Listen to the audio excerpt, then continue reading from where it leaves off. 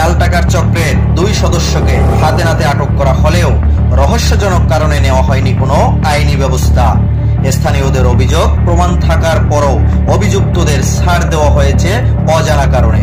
চট্টগ্রাম মহানগরীর বন্দর থানাধীন 38 নং ওয়ার্ডের মাইসপাড়া এলাকায় গত 16 অক্টোবর বৃহস্পতিবার রাতে মমতাজ স্টোর নামের এক মুদি দোকানে ঘটে এই ঘটনা।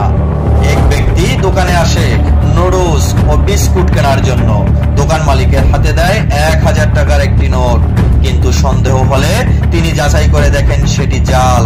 পরবর্তীতে স্থানীয়রা ওই ব্যক্তিকে এবং তার সঙ্গে থাকা অপর এক সহযোগীকেও আটক করে।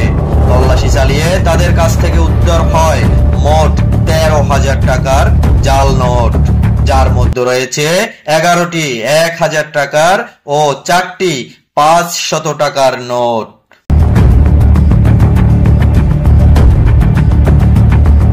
আমি যেটা আমাকে দিয়ে পাঠাইছে আমি কে পাঠাইছে?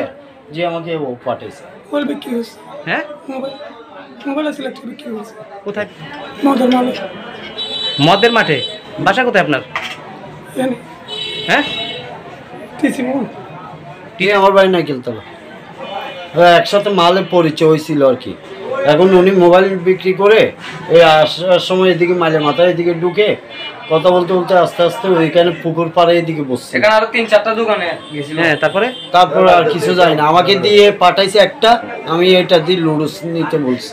লুডুস নিতে। স্থানীয়দের হাতে আটককৃতরা হলেন চট্টগ্রাম ইপিজেড থানাধীন বন্দর টিলা এলাকার মৃত নুরুল আলমের ছেলে মাসুদ আলম এবং একই এলাকার নারিকেলতলার মোহাম্মদ অপু, পিতা মোহাম্মদ আলী।